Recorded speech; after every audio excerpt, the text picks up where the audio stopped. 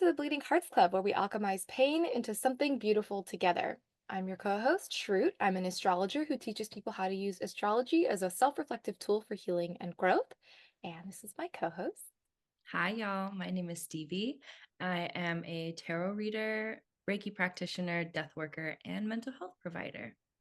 Love it. So, today we are going to be talking about the importance of letting go of control and just the nature of how nuts this season is. I'm sure you're feeling it. The energy was a little bit smoother in the first half of September, thankfully, but now we are in full swing of eclipse season. And the theme for this eclipse season is very much about just like let go, let God, the rest is still unwritten, it's feel the rain on your skin, no one else can feel it for you. You're coming clean, we're gonna get the song reference bingo out of the way at the jump. And so we wanted to come in with a little bit of a love note to you if you are feeling overwhelmed, if you're feeling stressed, if you feel like everything on your plate is just disrespectfully too much, if you feel discomfort and dysregulated at the unpredictability of life right now. All of that is real. We wanted to hold space to honor that. And before we get like fully started, I got excited. I wanted to get into it, but we wanted to shout out our listeners. Thank you so much. Over 200 people have tuned in, and that is so exciting to us, and it's been even cooler to see people from all over the world pop in. So, Stevie, you want to shout out some of our international listeners? Yes, shout out to our listeners from Belgium, India, Australia, and Algeria. That is so wild to me. Love it. So, the Bleeding Cards Club is worldwide, and we didn't really have too many expectations going into this. We were just open and curious to see what happened, and it has been a blessing and just amazing surprise to us to see that, we've made it onto every habitable continent except Latin America. So if you have a pal based in Latin America, send them our podcast. We would love to uh, join, make the Bleeding Hearts Club an international uh, community. So thanks so much for being here. Thanks to so many of our listeners here in the United States. And we hope to continue seeing you every episode henceforth. So, um, we are just going to jump right into the horoscope today because we are yappers and there is much to talk about. So, let's get into some tarot. Ooh, okay. I pulled 3 cards for this eclipse season. I will always link the tarot deck in the show notes, but I'm using the Radiant Wilds tarot deck. Ooh, yay, you can see it. Gorgeous. Um, Artwork and creation by Nat Giersberger. It's like a desert dreamscape kind of situation, and I love it. I pulled 3 cards again. So the first one, I'll just get into it, is Death Reversed. Love her. This is what she looks like reverse. Wow. And this is what she looks like What a vibe. in the back. It's like just a cool, like rainbowy skyscape. Um, there's this person who's like in lotus position, meditating in a field of flowers, purple flowers, and they have like a deer skull with a little flower crown. It's pretty sick. I love it. Um, yeah, I each card comes with an affirmation that I will share. This one is I embrace the beginnings of a new path. And then I added my own little flair to that and added, and I extend gratitude to the endings of old ones. I wanted to talk a bit about the death card actually, because I feel like it's often feared and misunderstood because people interpret it literally, especially if you don't use tarot yourself. Um, and you might actually associate it with the end of a life. But more often than not, that is not the message that is coming forth for you. I think it's really hard for us to see beyond like literal death because we live in such a death phobic society. And I'm just saying that coming from a US Western perspective where we don't talk about death and dying. It's something that we avoid. And as a death worker, I see it all the time. Like, people have a really hard time um, coming to terms with like a life ending, and also making arrangements in order to tend to that life as it comes to the end, because it's really hard. It's really hard to contend with and to let go. So I want to affirm that too. But I also think a big part of that fear and that resistance to bearing witness and to being present for it is that we are in a death phobic society. I know I said that already, but I'm going to say it again because maybe you haven't heard that term before. So we just avoid it. We sweep it under the rug and we consider it to be taboo. We don't want to talk about it. We don't want to talk about grief that comes after with it, or that comes before in anticipatory grief. Even when it's such a universal experience, it's not just humans, it's animals, it's plants, it's like any sort of life matter, really. It's stars in this, in outer space. It's all of it. Um, and so I see that fear rippling into other aspects of death and endings, like changes and new chapters and new journeys. Um, so this card of death, especially death reversed, is really associated with the fear of change, repeating negative patterns, resistance to that change, or resistance to acknowledging that something has to change. Um, so I must ask, what are you prolonging? What is the change that you are finding yourself acknowledging and recognizing that has to happen for your greatest good, but you don't want to? Maybe you're starting school. Maybe you're starting a different career. Maybe there's like a call that is just beckoning you to do something and to try something that you haven't done before, but you just constantly think about it. If something is constantly on your mind, it's probably for a reason, even if it's scary. You know, the things that are worth pursuing, I think, have to be a little bit terrifying. And I don't know if I've said that before, but that is something that I live by often when I find myself scared, which is a lot to put myself out there, like this podcast. Um, but as we talked about earlier, I could have never imagined that we had consistent listeners from Belgium, which is so sick. And I love it. I'd love to go to Belgium for a live show. Can you imagine? Oh, I'm manifesting that. I'm manifesting that. Um, yeah. What is holding on to this thing, whether it's fear, whether it's a pattern or a relationship or a belief, even? What has holding on already cost you? Because I'm sure it has. Whether it's anxiety or sleepless nights or constantly doubting yourself or the world around you, what is the impact of you holding on? Are you unhappy? Are you feeling disconnected? Things to think about.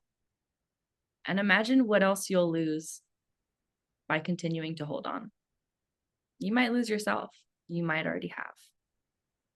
So, this is an invitation to lean into letting go, even if it's hard and even if it's scary. And I know that this has been a recurring theme in our episodes, and maybe you've heard every episode and you think, damn, I'm being clocked right now. And I'm still going to hold on. I'm still going to do what I'm doing. That's okay. Everything's going at your own pace. Yeah. Something that I have held on to is that everything has its coming forth and passing away. Nothing is independent of change, even yourself. You are just going with the ebbs and flows of life. Things are changing all the time, whether or not you're like constantly trying to prevent that. Things have to. Things have to go. Things have to change. Um, And when you hold on to that for too long, that might create suffering. That attachment to something that needs to go can create suffering. So I want you to notice that within yourself if that reflects the reality of your life. Suffering can come from holding on to things that we need to let go of. Okay, but that's not an excuse for you to be aloof and detached from like the people around you just because you're figuring that out. I mean, whatever. But like the way you show up still has an impact on other people, and I think to some degree you still have a responsibility to show up in a certain way, but that is neither here nor there. But yeah, that is our first card. Death reversed, our icon. Mhm. Any thoughts, Sheree? Yeah. Ooh, it's so fitting that this episode is coming out on the eclipse, the lunar eclipse in Pisces, because that is, I feel like if you could put an astrology transit to a card, it would be Death Reverse. And especially that deck, I think, is such a perfect, that illustration is such a perfect embodiment of the vibes because this eclipse is happening really, really close to Neptune.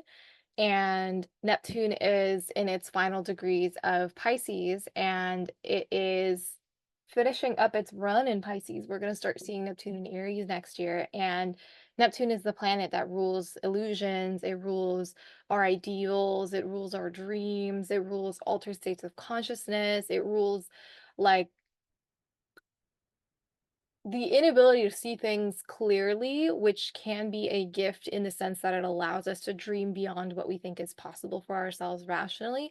But then on the flip side, it can leave us trapped in like a maze full of hazy, perception that can really lead us on, down pathways that are not really in alignment with our highest good or really supportive to our well-being, and we can get stuck in really toxic or harmful cycles because we are caught up in an illusion, and so those themes are a major major player today and just kind of right now in general with this Virgo season because Neptune is a super slow moving planet. It's been in Neptune, no, Neptune has been in Pisces since 2010 or no 2011, I'm sorry. um, so Neptune's a slow-moving planet. It's been in Pisces since 2011, and um, it has been kind of asking us to um, really examine our relationship to reality. And it's been, constantly drifting us off the path of, rational. I think it's no accident that, from 2011 to now, the world has drifted largely online, into a, parallel world that exists and is real, but simultaneously also can be shut off with the click of a button, but also maybe it can't be shut off with the click of a button anymore. Like it's such a integral part of our lives that, we had those outages earlier this year. That kind of showed what are the negative consequences of parts of our infrastructure being online, going down. And so that being like a major major player in this eclipse is really just kind of a reminder to us to, I think, be in the moment because we also have Saturn co-present in Pisces, and Saturn is the planet that represents, all the shoulds. I like to always say like Saturn's about shoulds, and are we feeling like, oh, like, this isn't going right because it should be like this, or that person should be like this, or I should be acting like this, like all those kind of like should thoughts that we have, of expectations that we have. um this isn't really a good time to bank on those because Saturn has been in Pisces for about a year and a half now, and it's just not like Pisces energy is not about the shoulds. Pisces energy is about the, well, maybe, maybe not. And what about it? Like, how do you deal with that uncertainty? How do you deal with the possibility that everything could be true and also nothing can be true at the same time? So, I just want to hold you in this moment of, suspension between the material reality of like bills and of capitalism and of patriarchy and of, environmental crisis and, humanitarian crisis and, all the evils and the reality, the harsh, cold reality of the world. And also like, the ability for us to dream of a better world, to dream of something different, to imagine possibilities for ourselves that we have no pathway for how they're going to exist. And how like badly we wish things could be different. And so to kind of hold space for all of it, and that's I think where the biggest aspect of releasing control comes from is this idea that, don't worry so much about um movement or letting something go or changing something or taking action or anything like that, during this eclipse season. It's so much more about just cultivating presence for the complexity of what is. And I think that the ability to just be with what is right now without, resistance to it, is kind of like what paves the way to being able to welcome in that change that Stevie was talking about. Thank you, Shroot. That is a really beautiful segue into this next card, which is the moon. Hooray.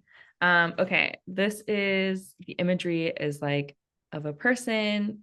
They're in a really cool pose, actually. They're wearing a matching like jacket, slack, like green set. And they're wearing like a sports bra, I think. And then the head is replaced with like the head of Anubis, and they're standing in front of like a double moon. Actually, it's like a full moon and a crescent moon, which is really cool. Again, these like pictures of these will be, obviously, if you're watching this on YouTube, you can see that. um it'll also be posted on our Instagram, potentially TikTok, with time before the next episode airs for sure. The affirmation for this is I delve into my inner world. So it's about like tuning into your subconscious, your dreams. I'm really curious about your dreams, um, and your intuition. Yeah, I'm curious about y'all's dreams, and they might be the most random, cryptic things to you. But I think if you write them down and just notice over time, yeah, you might be able to piece things together. Last night I had a dream that I was in a forest. Okay. I was in a forest and somebody was making rings. And I had one ring in my hand and it was made out of wood and it had like an owl carved into it. I also had a dream I went to jail last night and I needed my spouse to get in touch with my supervisor so that they can cancel my like therapy sessions with my clients. Yeah, there's a lot going on. Even in my dreams, I'm a very responsible person, even if I'm going to jail. I don't know why I went to jail. Any Hoosers.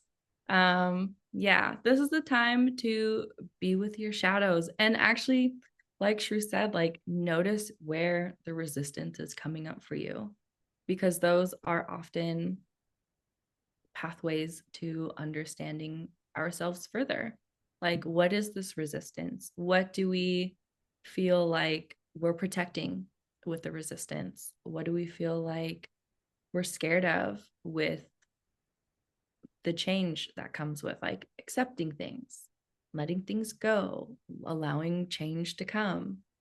Um, I think a lot about like nighttime and like shadows, especially with this moon card. It's all about like, not all about, but like it has a lot to do with shadow work and just exploring the things that we can't really see, or the things that we don't want to see, the things that we have hidden in the dark away for dust to collect. I think about when we're kids, or maybe even when we're adults, and it's nighttime and we're wide awake and our room is dark, and we kind of look into the corners and we see things form like shapes.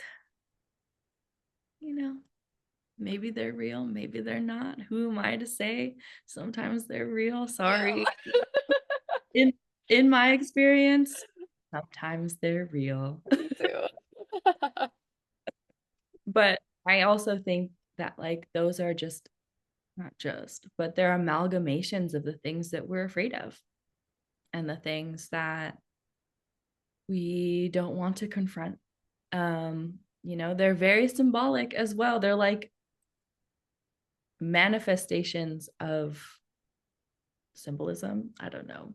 You know what I mean, y'all. So what would happen if we just kept looking? What would happen if instead of fear, because those things definitely feed off fear, Mhm. what if instead we looked at it with just curiosity? And I know that's like easier said than done, especially in those states. But what if? What if you were curious about the way that it looked? What if you were curious about like your senses? How do I feel in this moment? What am I seeing? What am I hearing? Like tapping into your senses helps you tap into your curiosity, helps you tap into whatever is behind it. Because I feel like the fear that it instills is on purpose. It's stopping you from moving forward. It is stopping you from getting answers or even healing in a lot of ways. Um, yeah. I think a lot also about Lilith. And actually, Shroot, I'm gonna ask you to talk about Lilith Yeah, because that's your diva. she's involved, Yeah. so yeah. Um, Lilith is basically Black Moon Lilith in astrology is a mathematical point that has to do with the moon's orbit around the Earth is not a circular perfect orbit with the Earth at the dead center of that orbit. The Earth is actually um, one of the center points. There's two foci because the moon has a oval shaped or ecliptic orbit around the Earth, and basically Black Moon Lilith is the black hole, or it's not a black hole. I guess that's a technical term. Can't use that term, but it's the invisible point that the moon's gravitational pull is like orbiting around in addition to the Earth. So there is the Earth and there is this invisible nothing point, but that still has some type of gravitational force that the moon orbits around two of these together. So Black Moon Lilith represents kind of like the unseen pull or the unseen forces that kind of play a role in our relationship to I don't love to gender astrology, but specifically traits that are deemed as feminine in our society. And it is because we live in a patriarchal society, it is about the persecution of people who step outside the bounds of the rules that society prescribe on us, regardless of what gender we fall into or what gender the world sees us as or anything like that. We're kind of expected to fall in line and conduct ourselves in ways that meet society's expectations, and when we don't, we experience isolation, persecution, excommunication, violence, sometimes to the highest, most traumatic degrees, or just, social isolation. And, you can see that in so many aspects of society. But, the other kind of flip side to Lilith and what Lilith kind of represented before patriarchy became kind of permeated through the world was this transformative ability to hold space for wounds as a vessel for healing, and as a site of transformation, and our ability to engage with our world and each other in deep and radical ways that then uh, facilitate, transition to the next phase of our life or the next phase of our healing, or just uh, the kind of special and almost like magical capacity we have as human beings to grow and change. Lilith also kind of like at the core, underneath all of the societal conditioning stuff, that is really what Lilith represents. And so we always encourage people, if you are experiencing that kind of societal persecution for being yourself, to go where you are seen for who you are, because then you can tap into that transformative aspect of Lilith as opposed to the violent and painful side. Um, yeah. Thank you, pal. Yeah. Yay, shout out Lilith. Yeah. Love Our her. dark side of the moon, our angel. Mm-hmm. Yeah. Connect with your Lilith placement. Connect with Lilith just as herself. Um, as you're venturing into darkness, I also invite you to connect to nocturnal companions. You're not alone. Maybe that's also why I got an owl in my dream last night. Um, yeah, call on whoever you need to.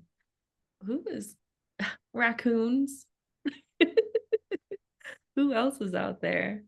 I feel like I should know this. Possums? Probably. Yeah, jaguars. You know, the vibes. Just call on your pals. They can be there with you. You don't have to do it alone. And you can do it with like the protection of something by your side. And also, I just want to say that the moon card invites you to bloom even in the dark. Like I was Datura. gonna say. How did I not pick? I was thinking it. I was like, well, you were talking about animal. Yeah, sorry. But our pal, our foundation for our joint reading. Yeah. That's our Yeah. thing. We love to bloom in the dark. Yes, Datura is just like a beautiful little white and purple flower that is all like twisted up during the day, but it opens up at night. Like us, potentially. Exclamation point. Yeah. But yeah, that is the moon. Any thoughts, Shroot? What do you think? Yeah. Um, gosh, this card is such a doozy. Like it's so Piscean. Like I know it's the moon card, so it's literally you would think Cancer, but the kind of it always this card always reminds me of moonlight reflected on like a body of water.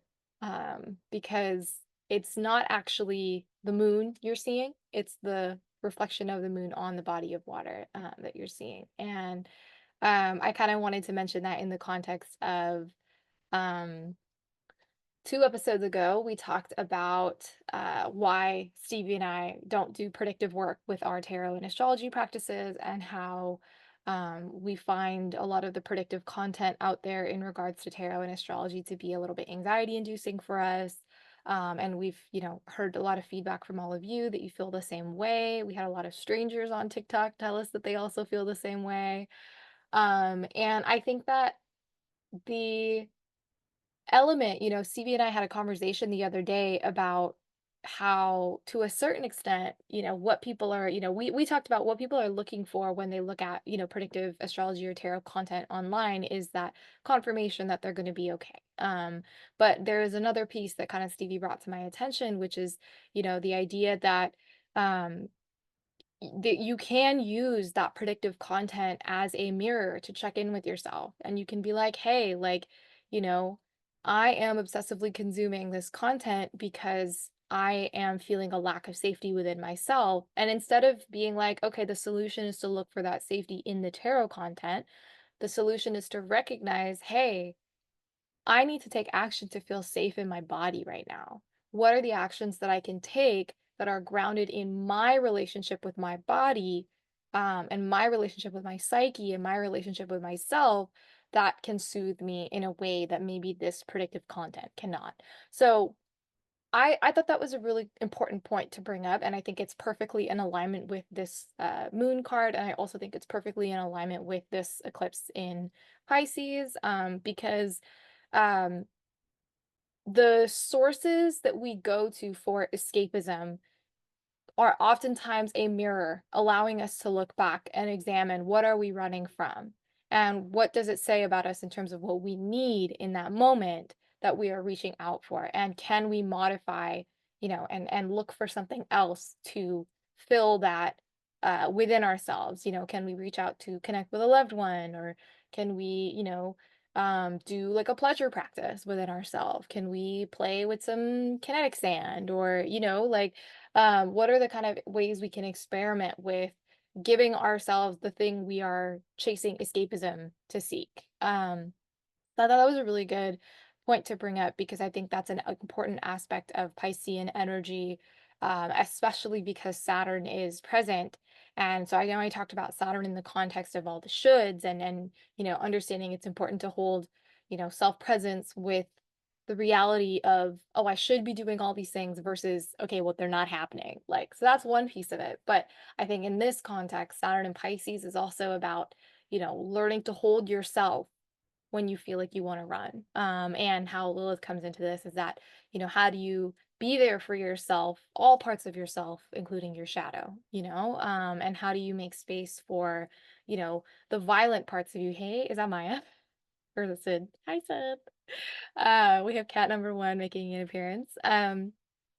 So, how do you hold space for the violent impulses you may have? The impulses I had mentioned when talking about Lilith, that, a lot of times we experience Lilith as something happening to us in terms of social ostracization, persecution, or violence. But, you know, if that is something that we are experiencing or that happens in society, we too can be a participant in that behavior as well. We too can be people who enact violence on others, people who ostracize others.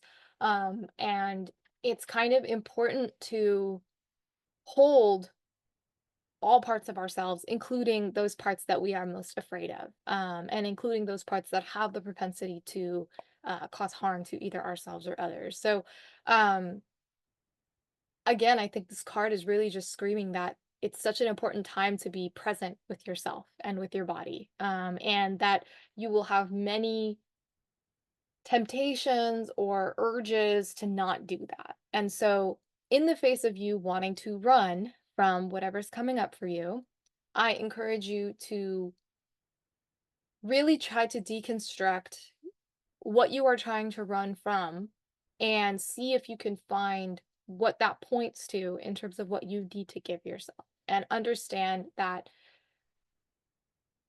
to a certain extent, nobody is going to save you. Nobody is going to rescue you from, the thing that you're running from.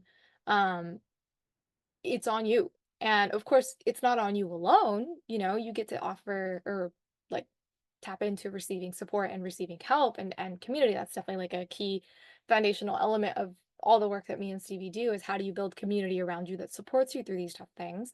But it's you at the driver's seat of that. And, you know, that's where that Saturn and Pisces comes in, of like, how do you take responsibility for the fact that you have to uh meet those needs for yourself, and that you do have a choice to a certain extent, where you feel empowered to, how can you choose to give yourself access to supportive practices that reconnect you with your body in pleasurable and joyful ways, so that you are um, playing a more active role in cultivating self-awareness around the escapism that you feel, and how you can um, meet those needs that the desire to escape is bringing up. What can you identify as what those needs are, and how can you meet them for yourself? And not to plug, but one, that is exactly what we do in our Dance with Datura readings. Stevie is really good at being like, I think you're, is this coming up for you? And you're like, damn, the thing I've been running from for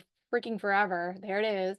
And then I'm like, hey, here's what you can do about it. Maybe here's some actual strategies that, like, you can apply in your life. They're accessible to you regardless of where you're at, and you will see a market difference. So, um, this is a really, really, really good time to book a session with us. And if that's not something that's feasible for you, we do offer independent readings. So, CB offers Reiki and Tarot independently, and for me, it would be a stress management reading, would be the one that like perfectly covers this topic. So I encourage you, if you're looking for support, if you're like, you know what, I've been running, I've been, leaning onto this coping strategy, and it's really not working for me anymore, and I'm ready to experiment with something different, but I don't know where to begin.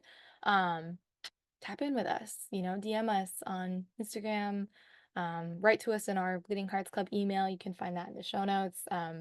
And we're here to help. We're here to be a resource for you. So you don't have to navigate it alone. You can find that community that sees you, which is what we're trying to create with the Bleeding Hearts Club. So that's what I would say. All right, y'all. Let's get to our last card, and it is the Four of Cups.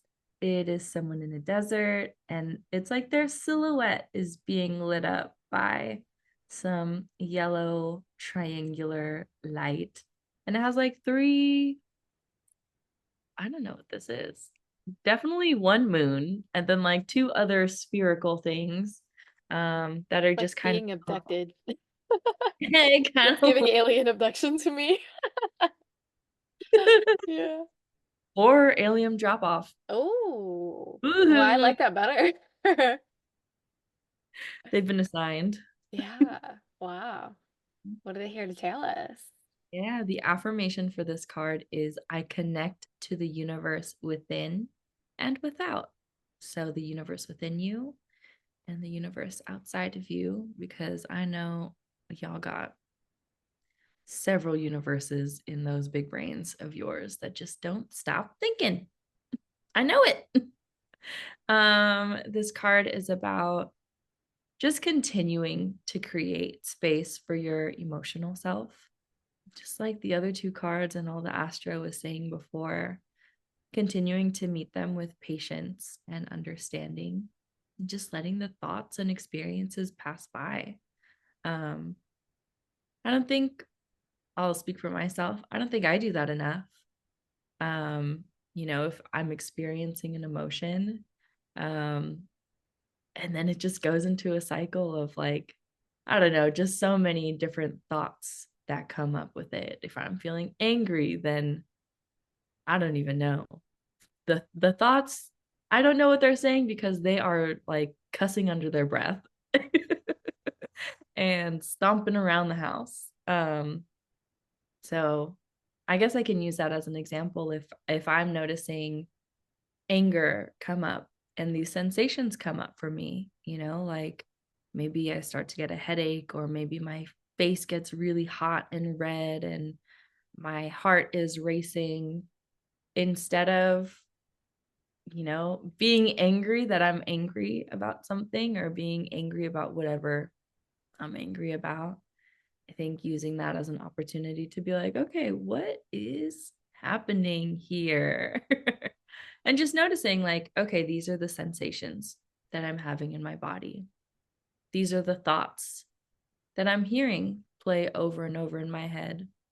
And this is the message that I'm getting from them. Like, if I'm, you know, having thoughts of like the shoulds, like it should be this way, I should be this way, things should be this way, then it's telling me that I have expectations that maybe were not communicated to myself, to other people, that like if I did, maybe we wouldn't be in the situation. Maybe I wouldn't be in the situation. Um, but honestly, not jumping into fixing mode, problem solving mode. I think when uncomfortable sensations come up, uncomfortable feelings come up, we want to do whatever we can to make it stop. And I think that ties into the vices that Shrew was mentioning before. Like, if you're upset and you're dysregulated and uncomfortable, what do you turn to? I turn to TikTok or watching a comfort show. Sometimes I eat a lot, like, or, I will just not want to like talk to anybody. So, like, self isolation is something that I turn to. But yeah, what if I didn't? What if I just stayed present and really listened to what was happening within me? This internal world, this internal universe. What if I just observed? What if I was curious and accepting that, yeah, these are my feelings right now. These are my thoughts right now. I don't necessarily agree with them, but accepting them, accepting that things are the way they are, doesn't mean you're condoning what's happening. It's just accepting that this is the reality right now. I hope that makes sense. But yeah, just continue to be with yourself and continue to be with the emotions that come up. Um, a lot of people that I meet with in my work, they want balance and they want to experience joy, because so much of what they experience is muted. You know, they have these accolades, they have these great friends, they have, you know, really meaningful things that they're doing out in the world, and they don't feel that way. Like their internal experience doesn't reflect that. And then we talk about, well, what is your relationship with sadness and anger and grief and disappointment? And they don't make space for that. Again, it's just something that they want to push through, sweep under the rug, not be with, because who does? Especially in a society where instant gratification is always at our fingertips. Um, so if you want balance, or if you're noticing that you don't really feel the high highs, it's because you're not really feeling the low lows. Or maybe you are in the low lows, but so much that you're not experiencing the high highs. You know what I mean? It's that like as above, so below kind of concept. Like their depths, their heights. And if you want to feel happy all the time, or if you want to be able to experience joy and like excitement and all of those good feelings, you have to learn how to be present with, yeah, that other stuff, the icky stuff, the painful stuff, because that's what brings balance. We can't have balance if we're not practicing it in that way or in other ways. So notice where you are turning away from. Again, that resistance. I don't want to look. I don't want to change. Oh, but I want these things that feel really good. You can't, you can't pick and choose, really. You have to experience it all. You have to be with it all. Yeah, sorry. I don't know who needs to hear that. And it's probably not what you want to hear, but oh well, I don't care. I'm just the messenger. Um, yeah. And I think too, I don't even know how I want to say this thought, but like this like concept of also being present with like the world around you, or like the universe around you. You see yourself everywhere. You know, practice seeing yourself in nature. Let yourself be inspired by nature too. If you're feeling grief and you don't know how to tap into it, think about how different animals grieve. Think about their rituals. And maybe you can't practice that yourself, but just seeing yourself or resonating with their practices and how they're embodying those emotions, or just processing together in community, like maybe that's enough just to see yourself and your feelings reflected in nature. Or, you know, see yourself in the plants that are blooming and dying all in one. I see, you know, so many like California sunflower like bushes. I don't know if they're bushes, but like, you know, like big plants that have like really bright and blooming flowers and leaves that are also like part of the same plant that is like dying and dried up. And that's you too. Like there are things in you that are ending. Again, not a literal death necessarily, but like there are some parts of you that are dying and drying out. And there are also parts of you that are thriving and blooming and pollinating, you know, helping the pollinators do what they do out in the world. See yourself in the sun rises and the sun sets and in the changing seasons. You're everywhere. And I think sometimes that's hard to see because I don't know. But yeah, continue to make that space for yourself and continue to see yourself, not just emotionally or physically, but spiritually, in nature, in just little coincidences all around you. You're much bigger than the physical shell of your body. But yeah. Yeah. Okay. That's that card. Mm, I love that. That's such a powerful reminder. I think it's similar to when we talked about home in an episode 4, where um sometimes you gotta take yourself on a little hot girl walk. Um, and I think this is like a natural extension of that topic where um not just go spend time in nature, but spend time with nature with the understanding that you're spending time with yourself because you are in that same vein. You are nature, you know. There's the veil of separation, you know, we're entering that time of year where we move from summer to fall and fall to winter, and the veil only gets thinner, you know, the proverbial veil, this the idea that we are separate from the rest of the universe. So that, like, you know, we're kicking that off this season for sure. And I think that that piece of advice is like so perfect for that, of, you know, taking that springtime, hey, get yourself out the house, remind yourself that your home is this planet that you live on, is your neighborhood, is your larger community, including nature, and taking that now a step further in fall and being like, not only is it my community, it's my world, it's also me. And to see that in you. And I think that if you don't have like too much of a spiritual relationship, or if you don't have too much of a connection to indigenous ways of knowing and indigenous relationships to nature, or, you know, Buddhist or, you know, Eastern philosophical approaches to these types of things, if you don't really have any of that in your kind of database of understanding, I understand that it can be difficult to be like, what do you mean I'm nature?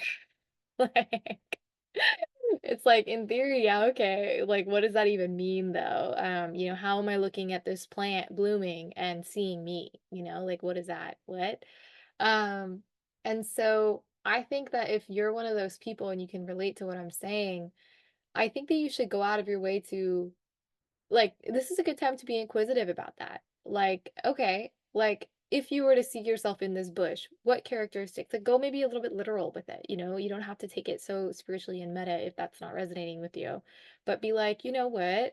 Like, the way this plant leans, that's kind of what I lean, like how I lean. Like, you know, like the vibe of this plant, like, you know, I love the aesthetics. I would put this flower and wear it on my ear. Or I feel like crap on the inside and this plant is wilting, like, same girl, you know, like, do your best to kind of notice what are the similarities between you and, you know, the nature that you're looking at.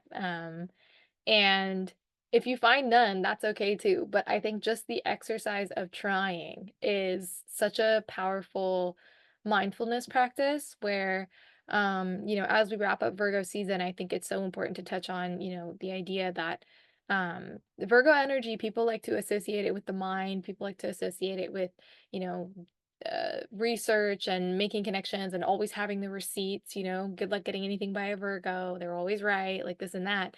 But at its core, Virgo energy is actually less so about the mind and more so about the mind body connection.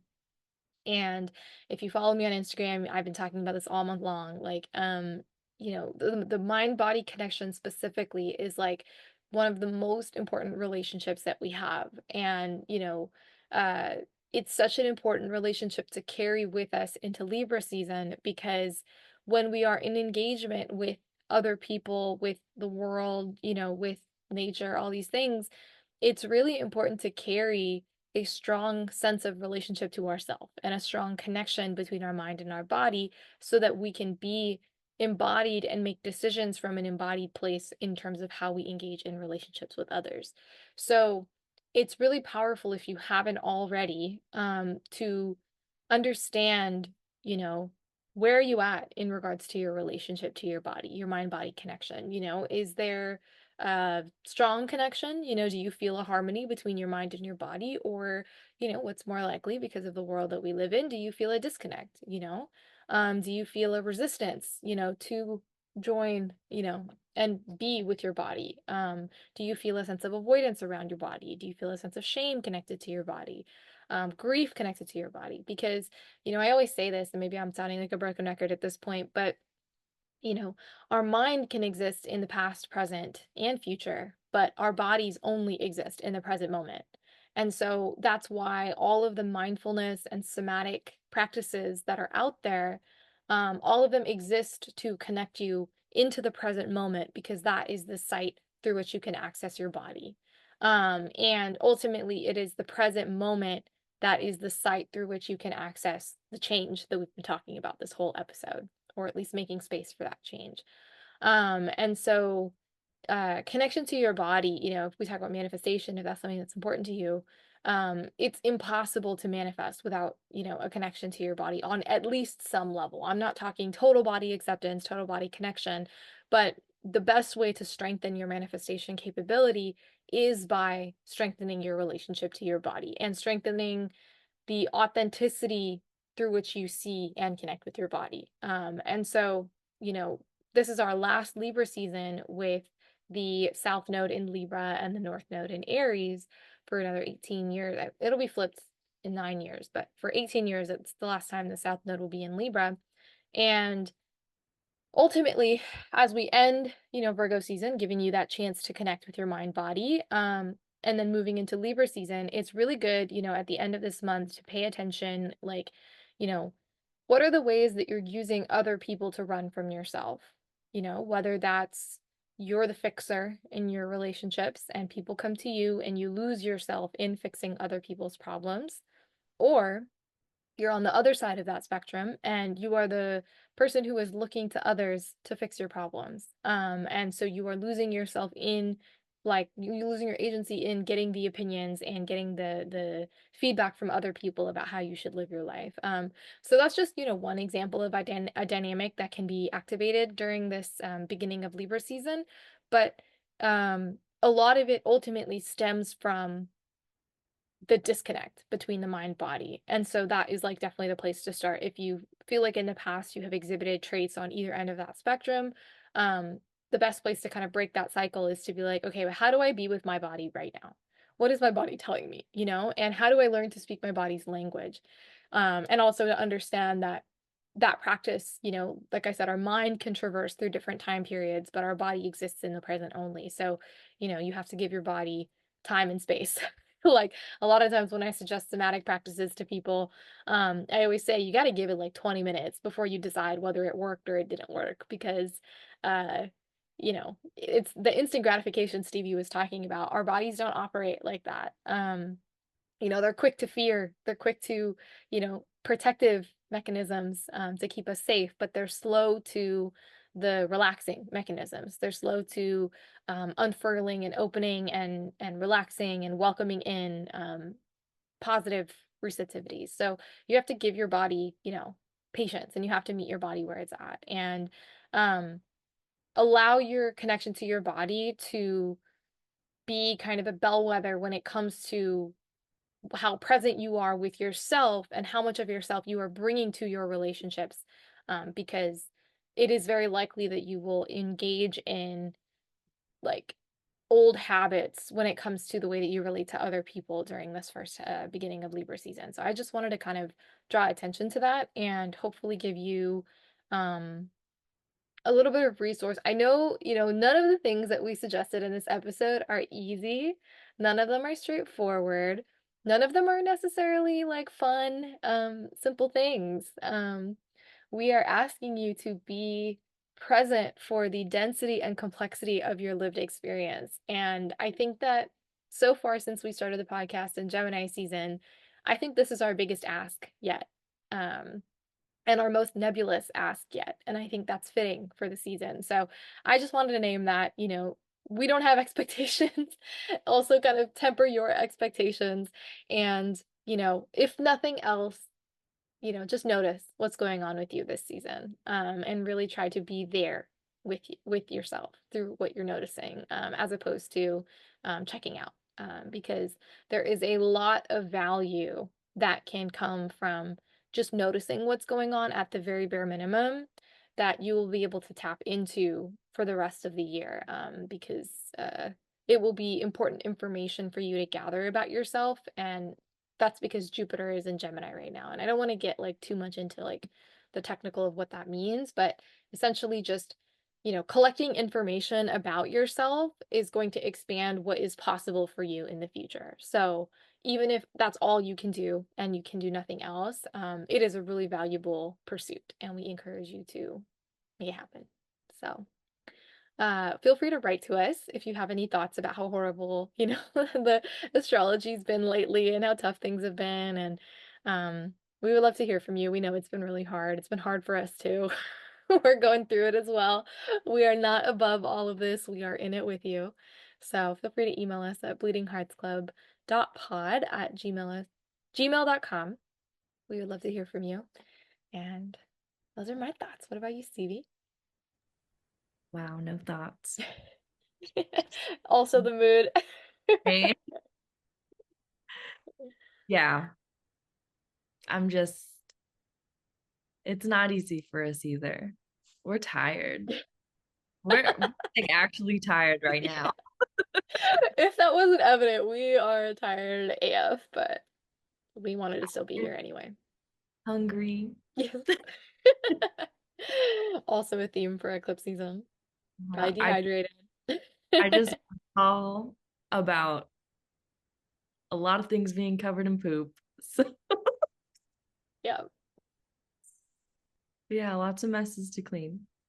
Yeah. Some aren't mine, but some They're on definitely. your plate anyway. Yeah. Yeah, y'all. Be gentle with yourself and just extend a lot of grace, even if, especially if you don't think this applies to you, and especially if you think that, like, yes, of course, like we deal with the consequences of our own actions, and just because that's true doesn't mean you don't get to extend yourself grace and patience and kindness, especially if no one else around you is. We are. Know that. But yeah, those are my thoughts. Thank you for that beautiful summary of these transits going on that are kicking our butt and making us look at things that we don't want to. We did not ask, but we are offered anyway. Yeah. Mhm. Yeah. Oh, I wanted to do a quick shout out of Lilith. Hmm. If you want to know more about Lilith and you want to connect more with your Lilith, Shroot has a recorded workshop.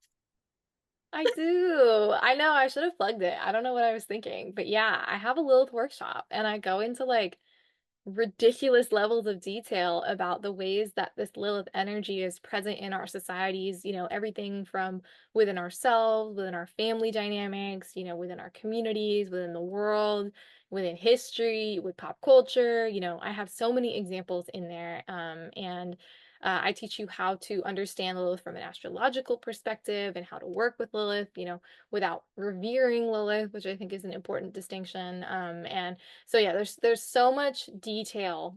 Like I felt like even when I do readings and I talk about Lilith to people, I always encourage people to download this workshop because it's just not possible to unpack the complexity and density of Lilith as a phenomenon in like any one undesignated container, like Lilith really deserves that like time and space. And so if you are feeling called to work with Lilith, thank you so much for bringing that up, CV. I highly recommend checking my workshop out. I will put a link to download it and a coupon code in our show notes as well. So you can check that out if you're interested. Highly, highly recommend it. I've gotten so much good feedback about it because this is one of those things that affects just about every aspect of the society we live in, but we don't talk about A, it at all, and B, how it's all interconnected. This kind of you know, enforcement of societal roles upon us. And so hopefully you'll get a lot more clarity on your relationship to Lilith and your relationship to either your, like, what is that word? Compulsion or not compulsion, like the word that means like cooperation, I guess, like cooperation with the gender or societal rules ascribed to you or your deviance from it. Hopefully it helps you deepen your relationship. I don't know what word I'm thinking. It's like not conspire, conscription. I don't know. I don't know. It's not coming to me. So thinking of it You too. know what I mean, right? It's a Complicity? C word, No. but not that C word. I don't know. Compliance? Yes. Thank you. Good Lord. That was going to bug me for the rest of the day. Yeah, your Ooh, yeah. compliance with the gender roles or the societal roles ascribed to you or your rejection of them, and kind of basically giving you a lot of context and hopefully visibility to, tender parts of yourself and teaching you those strategies on how to care for those tender parts of yourself and cultivate presence with them and acceptance around them. So the workshop is jam-packed. It is a jam-packed 45 minutes. So yeah, I really encourage you to check it out. That was a great point. Thank you, Stevie. Of course. Of course. Of course. Ah. Great, y'all. Well, if you're looking to find us, you can find me on at cosmic.return on Instagram and TikTok. Um, if you're interested in booking a virtual tarot or Reiki session, I got you. Same with me. If you want to chat astrology, you want to chat your natal chart, you can book a reading with me at the link in show notes. Even Stevie's links will also be in show notes. And you can find me on Instagram and TikTok, where I am most active at Shrew Trees. That's SHRUTREES. And I will also be popping up on Twitter, Facebook, etc. a little less frequently, but I'm there too. So, yeah, go ahead and give me a follow. And thanks so much for listening to episode 8 of the Bleeding Hearts Club. We appreciate you so much, especially our listeners from around the country, around the world. We are honored to be in community with you. And go ahead and let us know, where are you right? Where are you listening from? We'd love to know. And tell us what you think about our podcast. And feel free to leave us a review, leave us a comment on YouTube. On Apple Podcasts, you can give us a review. You can star our podcast on Spotify. Those help us with being discovered by other people. And we would really love to get to a point where we are doing live shows, where we are gathering in community spaces together. So help us, make that community space a reality by spreading the word. So we'll see you next Yeah. See you next Tuesday. time. Bye.